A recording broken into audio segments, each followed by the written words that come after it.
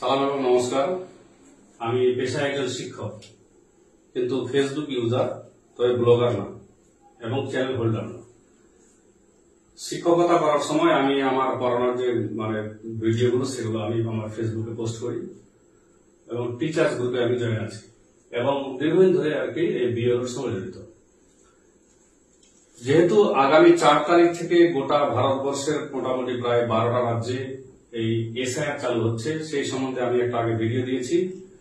সেটা নিয়ে কিছু অনেক প্রশ্ন আমাকে করেছে, তার জন্য আজকে একটু ক্লিয়ারিফিকেশনের জন্য করছি। এটা একটা এনুমারেশন ফর্ম, যার নাম হচ্ছে এনএক্সআর 3। এনএক্সআর 3 হওয়ার কারণ, আমাদের বিএলও যারা ছিল তারা প্রথমে কিন্তু একটা অর্ডার পেয়েছিল এনএক্সআর 1 ফিল আপ করতে, অর্থাৎ 2002 সালের ভিত্তি আমাদের। কারণটা কি, এসআইআর আমাদের লাস্ট 2002 সালে হয়েছিল। 2002 সালের ভোটার লিস্টের সঙ্গে 2025-এর ম্যাপ করা। আমার হাতে দেখতে পাচ্ছেন এনএক্সআর 1 এলএনডিআই এপিএস 1:1 ম্যাপিং, অর্থাৎ 2002 এবং 2025-এর মধ্যে যার যার নামগুলো মিলেছে সবগুলো এখানে লিখেছি। আরেকটা আছে এরকম, ওখানে শুধু ছেলে মেয়ের নাম আছে। আরেকটা করেছি যার মধ্যে শুধু বৌমাদের নাম আছে। এরকম 3 ভাগে ভাগ করেছি। তো এটা হলো এনএক্সআর 3। কেন এনএক্সআর 1? এটা যখন গোটা বিধানসভার হিসাব হবে তখন এনএক্সআর 2, যখন গোটা রাজ্যের হিসাব তখন হচ্ছে এনএক্সআর 3। তো এই হচ্ছে এনএক্সআর 3 এর মান। এই ফর্মটা আপনাকে বিএলও আপনার বাড়িতে পৌঁছে দেবে, চিন্তার কোনো কারণ নাই। প্রথমেই উপরে লেখা থাকবে name and contact number of BLO, তার সঙ্গে আপনি প্রতিনিয়ত যোগাযোগ করতে পারবেন। প্রথমে এই যে পোর্শনটা গোটা অংশ আছে, এই অংশে কিন্তু প্রথমেই আপনার নাম, এখানে আমারটা করেছি, আমার নাম লেখা আছে এখানে। এপিক নাম্বার, অনেকে এপিক বোঝে না। ইলেকট্রাল যেটা আছে, ফটো আইডেন্টি কার্ড, এখানে নাম্বার যেটা থাকবে, এই নাম্বারটা আপনারা একটু সার্চ করে দেখবেন। অনেকে যারা আমরা গত বছর ভোট দিয়েছি আমাদের অসুবিধা নেই, যারা মনে করেন বিদেশে থাকি, এখানে ওখানে থাকি ভাড়া বা কর্মসূত্রে, তাদের ভোট দেওয়ার তো দরকার পড়ে না, অনেকে কর্মসূত্রে ব্যস্ত থাকি। তাহলে এই এপিক নাম্বারটা আপনি চেক করে দেখবেন। তাহলে খেয়াল করতে হবে এসআইআর কার, যার ভোট আছে তার জন্য এসআইআর, যার ভোট নাই তার জন্য এসআইআর নাই। এমনও হয়েছে মনে করেন বিএলও আপনার বাড়িতে গেছে অনেকদিন আগে, আপনাকে পাইনি, আপনাকে অ্যাবসেন্ট করে দিয়েছে, আপনার ভোটটা কেটে গেছে, তাহলে আপনার কিন্তু এসআইআর আর অংশগ্রহণ করতে পারবেন না। আপনাকে পরে অ্যাপ্লাই করতে নতুন করে ফর্মে যাবে। তাহলে এটা আগে চেক করে দেবেন। ভোটার হেল্পলাইন অ্যাপ বা এসিআই নেট অ্যাপের মধ্যে বা এমনি ভোটার সার্ভিস পোর্টালে আপনি এটা আপনার চেক করে দেখবেন আপনার নামটা আছে কিনা। যদি নাম থাকে আপনি অবশ্যই পাবেন আর কি, এই ফর্মটা পাবেন। ওখান থেকে আপনার বিএলও নাম্বার পাবেন, চিন্তার কোনো কারণ নেই। তো কাজে এই অংশটা আপনার একদম পুরো প্রিন্ট থাকবে। এখানে সিরিয়াল নাম্বার থাকবে, part number, AC name, Raiganj জামাত, উত্তর দিনাজপুরের। এটা ভাইটাল কিউআর কোড, এটা আপনার কাজে দেবে। কিংবা বিএলও যে আছে, তখন যখন আর কি আপনি ওকে এই ফর্মটা দেবেন, এটা স্ক্যান করলে ফুল তথ্য আপনার চলে আসবে, যা যা তথ্য আছে ফুল তথ্য চলে আসবে। কাজে এটা ভাইটাল, এখানে কিন্তু দাগ দিবে ঘষাঘষি করবেন না। এটা আমার পুরোনো ফটো, এটা কিন্তু পরের ফটো, অর্থাৎ এই ফটোটা ক্লিয়ার দিতে হবে, ক্লিয়ার। বর্তমানে কোনো মানুষের দাঁড়িয়ে হয়েছে বা বয়স্ক হয়ে গেছে, কারণ অনেকের ছবিগুলো কিন্তু আমাদের 1995 সালে একদম সাদা কালো, কি ব্লার আছে। তো কাজে নতুন ছবি দিবেন, মোবাইলে তোলা, অনলাইনে কোথাও যাবেন সেন্টারে, ওখানে আপনি অনলাইনে ফর্ম ফিল আপ করতে পারেন। তো ডাইরেক্ট বলবেন ছবিটা আমার তোলো, দেওয়ালে দাঁড়িয়ে ডাইরেক্ট ছবি দিয়ে দেবেন, একদম জ্যান্ত ছবি হবে। এই ছবিটা আপনার নতুন ভোটার কার্ডে আসবে, পুরোনো ছবি বাতিল। কমিশন বলছে যে নতুন তথ্যগুলো দিল তার নামে নতুন একটা ভোটার কার্ড হবে, যেটা আর এসআইআর আপনার হবে না, এর অবস্থা। এই তথ্য যেটা আছে 2025-এর নিরিখে, প্রথমে আছে date of birth. Date of birth আমার ডকুমেন্টে যেগুলো আছে সেগুলো করবেন। আমার জন্ম তারিখ 8 জানুয়ারি 1984। আশা রাখছি আগামী জানুয়ারি মাসে আমাকে অনেকে ফেসবুকে উইশ করবেন হ্যাপি বার্থডে। যদি হ্যাপি বার্থডে আমি মানাই না বিশেষ, কারণ মূল্যবান বয়স 1 বছর আমার জীবন থেকে কেটে যাচ্ছে। আধার নাম্বার অপশনাল, আধার নাম্বার দিলে ভালো, আধার নাম্বার এখানে দিবেন। আধার নাম্বার দিলেন, আধার নাম্বার আমার দিচ্ছি না এখানে। এই ফর্মটা আমি আগে দেখিয়েছি, কিন্তু কিছু কনফিউশন আছে, সেই কনফিউশন দূর করার জন্যই আজকে নতুন করে আপনাদের অনুরোধ করেছি। কিন্তু মেসেঞ্জারে আমি প্রায় 200 অ্যান্সার দিয়েছি কালকে রাত্রিবেলা 1টা পর্যন্ত, শরীর খুব খারাপ হয়ে গেছে। মোবাইল নাম্বার, এমন মোবাইল নাম্বার দিবেন যেটা আপনি ইউজ করেন, নতুন একদম দিবেন না। পরিবারের 3 জন আছে, একটাই নাম্বার দেন, অসুবিধা নাই, কিন্তু চলতি।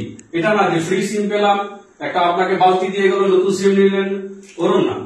নতুন সিম নেওয়ার দরকার নাই, আপনি ভালো সিম দিবেন যেটা আপনার চলছে, কারণ এটার উপর নির্ভর করে টোটালটা ডিপেন্ড হবে।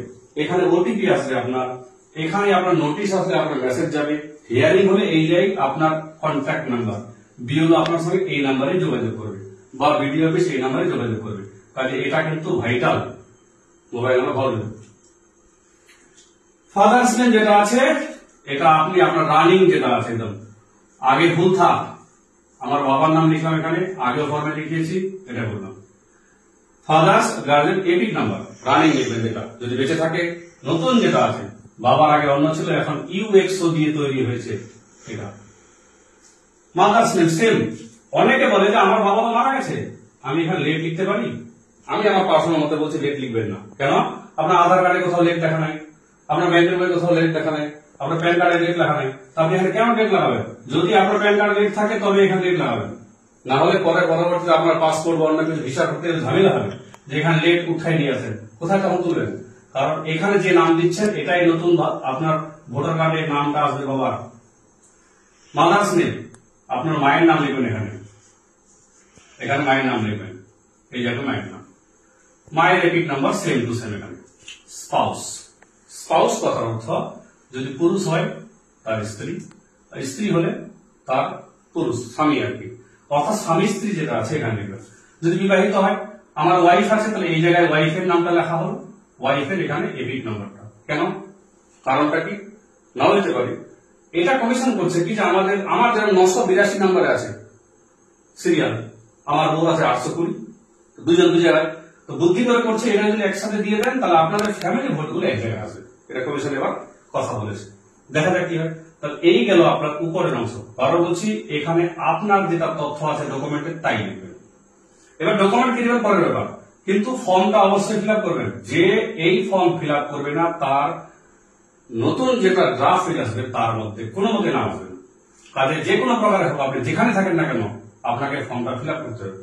আপনার একটা ভালো তথ্য দিচ্ছি, নিচে দেখুন লেখা আছে জায়গায় সিগনেচার অর এলটিআই লেখা আছে, কিন্তু এনি ফ্যামিলি মেম্বার অ্যাডাল্ট লেখা আছে এখানে, মানে বুঝতে পারছেন? Any adult family member. আপনার ছেলে চলে গেছে বিদেশ, মনে করেন তার 25 বছর বয়স, আপনার একটা 18 বছর ছেলে আছে, সে তার নামে ফর্ম ফিল আপ করতে পারবে, কোনো টেনশন নাই, থাক সৌদি আরব থাক।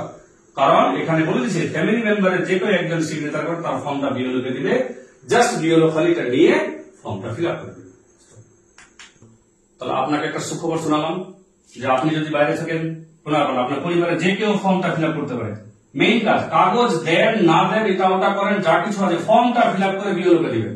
বিওলো ফর্ম ফিল আপ করবে, আপনার দেখবে তথ্য ঠিক আছে, রেকমেন্ড করবে। রেকমেন্ড করলে আপনার নামটা কিন্তু 2002 সালের লিস্টে চলে আসবে। 2002 আর কি লিস্ট অনুযায়ী যেহেতু আপনি বেড়ে গেছে আপনার, তার জন্য যেটা আপনার ড্রাফট রোল করবে সেই ড্রাফটে কিন্তু আপনার নাম আসছে। একটা কথা বললাম, যে ফর্ম ফিল আপ করছে তার নামটা কিন্তু ড্রাফটে আসছে, এটা সিওর, ধরে নেন বেশিরভাগ ক্ষেত্রে সিওর। তো কাজে এই তথ্য কার? এটা আপনার 2025 সালের নিরিখে। নেক্সট চলে আসুন, আমার ডেট অফ বার্থ দেখাচ্ছে এখানে 1984, তার মানে কি 1987 সালের আগে জন্মগ্রহণ করেছি। তাহলে 1987 একটা সাল আছে, 2004 আছে। এই দুটা কেন করেছে? আমাদের আরপি একটা আছে আর কি, ভারতের নাগরিকত্ব আইন, একটা 1987 সালে হয়েছিল, একটা 2004 সালে, তার জন্য ডেটা গুলো দিয়েছে 1987, 2004, এইগুলো কারণটা। তাহলে আমার নাম 2002 এর লিস্টে ছিল, তাহলে যদি নিজের নাম থাকে এই অংশ আপনার, যদি না থাকে এই অংশ আপনার। তা না থাকলে কার নাম থাকতে হবে? বাবা, মা, ঠাকুরদা, ঠাকুরমা, 4 জন আপাতত আছে। কমিশন যদি বলে যে রক্তের সঙ্গে যার সম্পর্ক আছে তাও হবে, কিন্তু নানা নানি হবে না, যেটা আমার পার্সোনাল। নানা নানি বলছে মামা মামি, এগুলো হবে না। রক্তের সঙ্গে সম্পর্ক আমার কার আছে? বাবা আছে, ঠাকুরদা আছে, ঠাকুরমা আছে, মা আছে, 4 জন হতে পারে এখানে। তো কাজে টেনশনের কোনো কারণ নেই। অনেকে বলছে আমার বাবার নাম তো নাই, কিন্তু 1995 এর একটা ছবি আছে, চিন্তার কোনো কারণ নাই।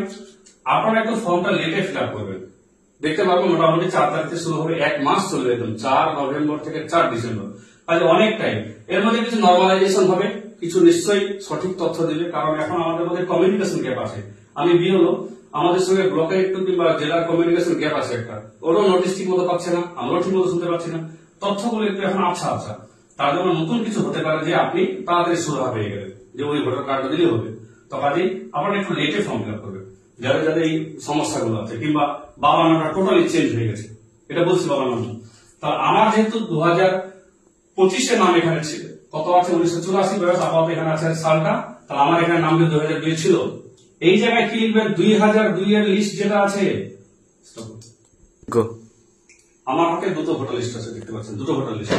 এটা আমার 108 নাম্বার, দেখেন ভিতরে এই যে সব WB অক্ষর দিয়ে, এটা হচ্ছে 2002 সালের লিস্ট দাগিয়েছি, এগুলো সব কার কার কি আছে। এই যে দেখুন এবার আমার এখানে আছে 2025 সালের লিস্ট, দেখতে পাচ্ছেন কালারফুল করা আছে, এগুলো সব মার্ক করা আছে, অর্থাৎ এগুলো মিলে গেছে, সবার নাম 2025 সালে মিলে গেছে, এগুলো সব মিলে গেছে নাম, এগুলো মার্কিং করে রাখছে। তাহলে আমি একটু আগে বললাম আমার যেহেতু জন্ম 1984 আগে, তার জন্য আমার 2002 এর নাম ছিল। তাহলে এই জায়গায় কি লিখবেন 2002 যেটা দেখলাম আপনাদের, ওইখানে যেরকম হুবহু নাম আছে, এই যে আমার নামে এরকম ছিল, এই নাম ছিল আমার, একই সেম নাম ছিল এখানে, অসুবিধার কোনো কারণ নেই। এপিক নাম্বার ছিল না, হতেই পারে তখন নতুন ভোটার হয়েছে, কেবল 18 বছর বয়স আমার। রিলেটিভ নেম, আমার বাবার নাম তখন কিন্তু আলী ছিল না, এই হচ্ছে প্রশ্ন, এখানে আলী ছিল না, এখানে আছে কুদ্দুস আলী, এখানে শুধু কুদ্দুস, থাকতে পারে, অসুবিধা নাই। নাম তো সার নেমটা তো একই আছে, দেখতে পাচ্ছেন সার নেমটা একই আছে, তো কাজেই অসুবিধার কোনো কারণ নাই। রিলেশনশিপ এখানে ফাদার। আমি একটা কথা বলে রাখি, এখানে কিছু চেঞ্জ আসতে পারে, মনে রাখবেন এটা আপনার বিওরা টাইপিং করবে, এগুলো সব তথ্য এটা টাইপিং করবে না। কেন করবে না? আপনার সঙ্গে হিংসা আছে? হিংসার কোনো কারণ নাই। ডিস্ট্রিক্ট আমার উত্তর দিনাজপুর, এখানে ফুল লিখবেন, স্টেট ওয়েস্ট বেঙ্গল। এবার এখানে কিন্তু এটা চেঞ্জও হতে পারে, আপনি ওয়েস্ট বেঙ্গল নাও লিখতে পারেন, যদি আপনার হতে পারে যে আপনার বিহারে পড়ছিল, তখন এখানে 2003 হবে, বাংলায় হলে আমার 2002। এসি নেম আমাদের রায়গঞ্জ, খালি খেয়াল রাখতে হবে খালি এখানে আমাদের যে এসি নাম্বারটা তখন কত ছিল। এখন আমাদের এসি নাম্বার কিন্তু দেখাচ্ছে এখন 35, তখন কিন্তু এসি নাম্বার 35 ছিল না, তখন ছিল আমার এসি নাম্বার 31, আমার পার্ট নাম্বার ছিল 108।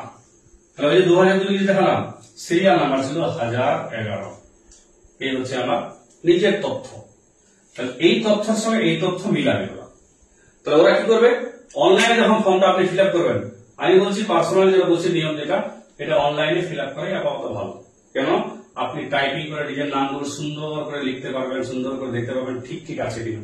বি হলো আমার বুথে 1388 ভোটার, এতগুলো যখন দিবে ফর্ম, এতগুলো ফিল আপ করা, এতগুলো এইগুলো নাম লেখা, মানে একদম দুর্বিষহ ব্যাপার হয়ে যাবে।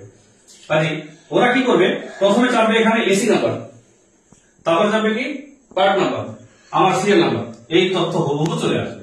তাহলে এই জায়গায় একটু পরিবর্তন আসতে পারে, এই জায়গাটা তখন এখানে সেলফ হতে পারে, সেলফ চলে আসে এখানে। যদি আমার নাম মনে করেন 2002 এর লিস্টে ছিল না, তাহলে আমার বাবার নাম, বাবারও মনে করেন তখন ভোটার রেডি, বাবা মারা গেছে, তাহলে আমার ঠাকুরদার নাম। তাহলে হয় বাবা মা, না হয় ঠাকুরদা ঠাকুমা। অনেকে প্রশ্ন করছে কাকা হবে কিনা বা জেঠু হবে কিনা, এটা একটা ফ্যামিলি চার্ট দরকার বা ওয়ারিশ সার্টিফিকেট দরকার, যেগুলো আপনি লিখে দিবেন। কিন্তু ক্রিটিক্যাল কিছু প্রশ্ন যেগুলো আছে সেগুলো ফর্ম একটু পরে ফিল আপ করবেন, আমি বারবার বলছি একটু পরে করবেন। 4 তারিখ থেকে শুরু 1 মাস চলবে, চিন্তার কোনো কারণ নাই। তো কাজেই এখানে বাবার নামটা হলো, তাহলে এই জায়গায় বাবার নাম লিখলাম, এই জায়গায় বাবার নাম। নেক্সট হচ্ছে এপিক নাম্বার, তখন আমার বাবার নামটা কিন্তু WB দিয়েছিল, WB05031 এরকম ডট ডট দিয়েছিল একটা। রিলেটিভ নেম, রিলেটিভ বলতে কি সে আমার বাবার নাম, তখন ছিল রহিম, কি আমার বাবার নাম ছিল একটা রহিম। রিলেশনশিপ, এই জায়গায় পরিবর্তন আসতে চলেছে, অনলাইনে ফর্ম ফিল আপ করলে এই জায়গাটা পরিবর্তন আসবে। আমরা যে করেছি বিওলো যারা আছি অ্যাড প্রোজেনি, অ্যাড প্রোজেনিতে এই জায়গায় আমরা যখন প্রেস করি তখন চলে আসে সন, ডটার, গ্র্যান্ডসন, গ্র্যান্ডডটার, ট্রান্সজেন্ডার। এই 5টা পয়েন্ট এখানে আসতে চলেছে অনলাইন যখন ফর্ম ফিল আপ হবে এই জায়গায়। অর্থাৎ এই লোকটা যে আছে, এই আমার যে ফর্মটা আছে, আমার এ দাদু হয়, তাহলে আমি তার কি হই, নাতি হই। এখানে যে বাবা হয় এটা, তাহলে এখানে সন হবে এই জায়গায়। তো কাজে আপনারা এখানে লিখে দেবেন আপাতত ফাদার, যখন এটা অনলাইনে ফর্ম ফিল আপ হবে এখানে 3টা 4টা অপশন খুলবে বা 5টা অপশন খুলবে, সন, গ্র্যান্ডসন, ডটার, গ্র্যান্ডডটার আর একটা ট্রান্সজেন্ডার, এই জায়গায় খুলবে কিন্তু এটা। তাহলে অনলাইনে সেম। রিলেশনশিপ বললাম এটা। ডিস্ট্রিক্ট তো আমার উত্তর দিনাজপুর, তখনও ছিল এখনো আছে। স্টেট আমার ওয়েস্ট বেঙ্গল। যদি বিবাহিত কোনো মহিলা হয়, তো বিবাহিত মহিলা যখন বিহারে মনে করেন বাড়ি, সে বিহার থেকে এখানে আসলো, তার বাবার সে 2003 সালের নিয়ে আসছে লিস্ট, তাহলে এই জায়গায় ওয়েস্ট বেঙ্গল হবে না। এখানে তখন ক্লিক করবে, এই জায়গায় ক্লিক করবে বিহার, বিহারে ক্লিক করার পরে বিহারের এসি নাম্বার, বিহারের পার্ট নাম্বার, তার বাবার যে ছিল এখানে সিরিয়াল নাম্বার যখন দিবে তখন বিহারের 2003-এর ফুল তথ্য চলে আসবে এখানে। তাহলে এই হচ্ছে এটা তথ্য। তাহলে একটা জিনিস মনে রাখবেন, অনেকে বলছেন আমার বাবার নাম ভুল, ছোটখাটো ভুল হতে পারে, কমল কান্ত দাস, কোথাও আছে কমল দাস, কিন্তু একটা লোকের নাম মন্টু হয়ে গেছে মুজিবর, তাহলে মুশকিল অবস্থায়। একটা নাম মন্টু থেকে মুজিবর কিভাবে হয়? এক্ষেত্রে এফিডেভিটের সম্ভাবনা আছে, ফার্স্ট ক্লাস ম্যাজিস্ট্রেট এফিডেভিট, কিংবা আপনি যে নামটা চেঞ্জ করেছেন। আমার কাছে এমন প্রশ্ন এসছে, কালকে মেসেঞ্জারে প্রায় মোটামুটি 200 থেকে 250 আমি রিপ্লাই দিয়েছি রাত্রিবেলা 1টা পর্যন্ত। একই প্রশ্ন, বাবার নাম ভুল। আমি একটাই কথা বলবো, বাবার নাম ভুল আছে, ছোটখাটো ভুল চলবে।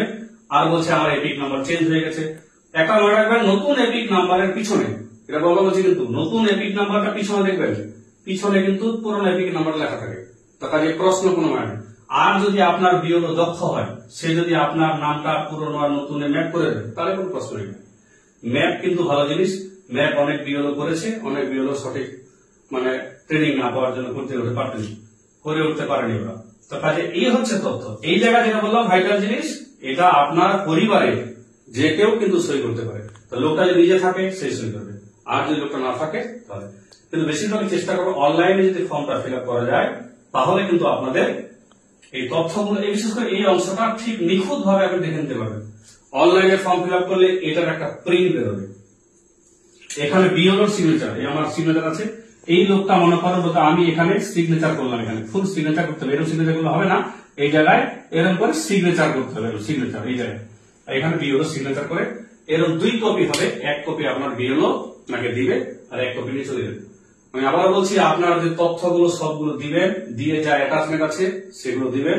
দেওয়ার পরে আপনার এই ফর্মটা যখন বিওলো আপলোড করবে, তো ওটা লেট হবে একটু।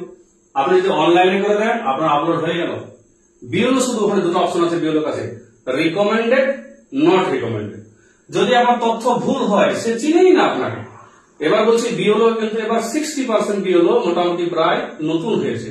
তো কাজেই আপনার যেহেতু দরকার, আমাদের দরকার, তার জন্য আমরা যাব বিওলোর কাছে। একটু অপেক্ষা করবেন, 4 তারিখের পরে 8 দিন অপেক্ষা করবেন। তো বিওলোর নাম্বার জোগাড় করে নিয়ে তার কাছে যাবেন, কারণ সে তো চিনে না গ্রামটা কোথায়, এলাকাটা চিনে না। তো শহরতলি কিছু এলাকা এমন আছে যেখানে চিনি না যে কোথায় কোনটা কার বাড়ি। শহরতলি বিওলো গুলো খুব অসুবিধা। গ্রামে যেমন আমার গ্রামটা প্রায় 90% মুখস্থ আমার ছিল, যে কার ছেলে কোনটা, কার মেয়ে কোনটা। কিন্তু নতুন বিওলো যখন হবে, আপনার গ্রামের স্কুলে সে চাকরি করে, সে কটা গার্জেনকে চিনে। তো কাজে যদি এরকম হয়, তাহলে বিওলোর কাছে আপনি যাবেন, আপনি গিয়ে সবগুলো বলবেন যে আমার এই তথ্য আছে, ফিল আপ করলাম, তখন জমা দেবেন। একটা যে বারবার বলছি, যদি এনুমারেশন ফর্ম জমা দেন, তো আপনার লিস্টে নাম আসছে কোন জায়গায়, ড্রাফট লিস্টে। যদি এনুমারেশন ফর্ম জমা না দেন, আপনার ড্রাফট লিস্টে নাম কোনো মতে আসবে না। তো কাজে প্রথম টার্গেট হবে আমাদের এলাকাবাসীদের সবারই এগুলো জানিয়ে দেওয়া। আর ভুলভাল কিছু তথ্য যেগুলো আছে, অতিরিক্ত ক্রিটিক্যাল গুলো। আরেকটা বলছি, অনেকের 1995 সালের আছে ভোটার কার্ড, বাবার নামটা 2002 সালে নেই, চিন্তার কোনো কারণ নেই। আপনার 1995 মানে কি আগে আছে, এখানে অপশনটা আসবে না।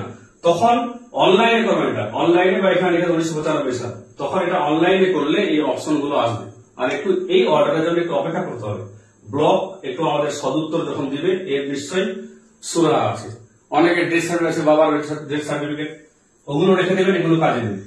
আর যেগুলো ডকুমেন্ট লাগবে, যার 1987 লাগে, অর্থাৎ 2003 নিজস্ব নাম আছে, কিচ্ছু লাগবে না। ফর্ম ফিল আপ করবেন, 2003 পেজটা দিবেন, রঙিন ছবি লাগাবেন, বিওলোকে জমা দেবেন, শেষ। তার ছেলেগুলো সেম কেস, বাবার ভোটার পৃষ্ঠার জেরক্স দিবে, নিজের ছবি দিবে, তার একটা ছোট্ট ডকুমেন্ট, আইডেন্টিটি প্রুফ আছে আপাতত, দিবেন, কমপ্লিট। থার্ড যেগুলো আছে কিছুই নাই, তাদের কিছু ডকুমেন্ট দিতে হবে 1987 সালের আগে। কিন্তু আপনি যখন এগুলো সব জমা দিয়ে দিবেন, 1 মাস পরে 4 তারিখ থেকে নভেম্বরের 4 ডিসেম্বর পর্যন্ত ফর্ম জমা নেবে। 5 দিন পরে, অর্থাৎ 9 তারিখে একটা ড্রাফট লিস্ট বেরোবে। ওরা সবগুলো গুছিয়ে একটা ড্রাফট লিস্ট বের করে দেবে। তারপরে সবার তথ্য যখন যাচাই হবে, এর মধ্যে কিছু কিছু মানুষের যারা ডকুমেন্ট ঠিকঠাক দেয়নি, তাদের হিয়ারিং হবে। তার জন্য বলছি ভাইটাল জিনিস এই আপনার মোবাইল নাম্বারটা। তখন আপনাদের হিয়ারিং হবে, হিয়ারিং অর্থাৎ আপনাকে বলবে ডকুমেন্ট সাবমিট করুন। যদি আপনি বিওলোকে ডকুমেন্ট দিয়ে দেন, তো চিন্তার কোনো কারণ নাই, আপনাকে হাজির হতে হবে। তখন কিন্তু এই যে লোকটা সই করেছিল তার দরকার নাই, যে ফর্ম ফিল আপটা আর কি যার নামে হয়েছে, যে নামে হয়েছে তাকে হাজির হতে হবে। তবে হাজির সবাইকে হতে হবে না, বেশিরভাগ ক্ষেত্রেই একটা মনে রাখবেন যে যার এই আছে এখানে তাদের কিচ্ছু দরকার নেই। তাহলে এভাবে ফর্ম ফিল আপ করুন, আর প্রশ্ন থাকলে অবশ্যই করবেন। ধন্যবাদ।